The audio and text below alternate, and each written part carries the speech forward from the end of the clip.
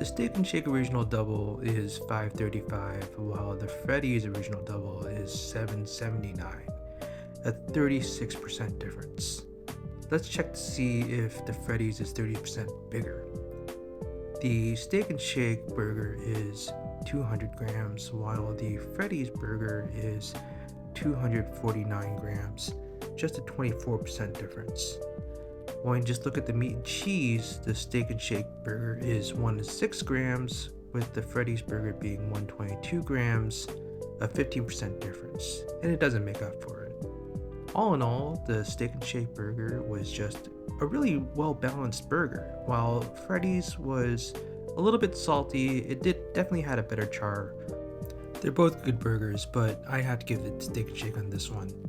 And looking at our double burgers chart, the Steak and Shake and Freddy's burgers are definitely more expensive because they're made to ready orders compared to Burger King and Wendy's, but the Big Mac remains trash.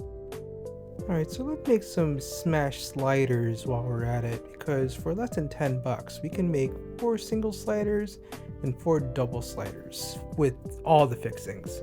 So in making 8 sliders, the tip here is to assemble everything from the beginning so that when you're done cooking, you plate it and then you're ready to go. This cast iron skillet is already oiled and heated up, and we're going to lay the patties down 2 at a time, smash them up, season with some Slap Your Mama, and then wait until it's gray at the top. This process is eerily similar to pancakes, where you're just waiting for the batter to practically cook at the top, and also kind of with scallops too, where you're searing the bottom and then just letting it flip just once, really quick, and then we add some cheese. And why is the first time always the toughest time? Anyway, it's easier on the second time, just like pancakes again. And so we're going to add some cheese and then immediately plate it because the cheese is going to melt. Be sure to scrape your pan clean in between, and then we're going to put the patties on the other sides of the cast iron skillet. The reason for this is because when you do it on both sides, the cast iron isn't the best at conducting heat, so when you cook it on the other sides, those other sides are actually hotter and better for searing. So keep repeating this until you're pretty much done.